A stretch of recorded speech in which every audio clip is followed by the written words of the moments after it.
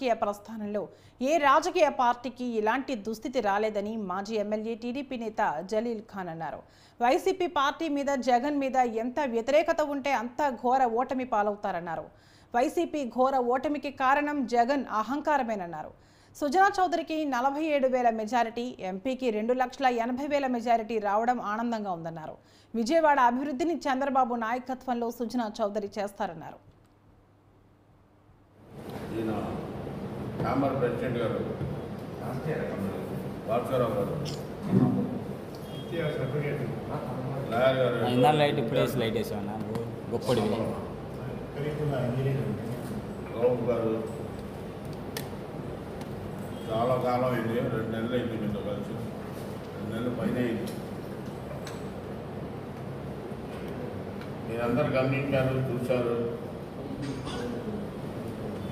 ప్రజల్లో ఎంత వ్యతిరేకత ఉందనేది రాష్ట్ర ప్రజానికం నిన్న తెలియజేశారు. నా రాజకీయ జీవితంలో అధికార పార్టీ ఇంత ఘోరమైన ఆదాయం జరగటం అనేది నేను మొట్టమొదటిసారి చూశాను. దీనన్నిటికీ కారణం మాజీ ముఖ్యమంత్రి జగన్మోహన్ రెడ్డి గారి అహంకారం, కక్ష సాధింపు చర్యలు, విధానానికి వ్యతిరేకంగా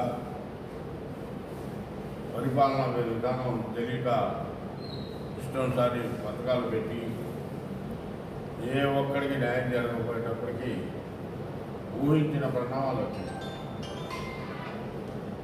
నిన్న స్వచ్ఛంగా ఆయనే అన్నారు,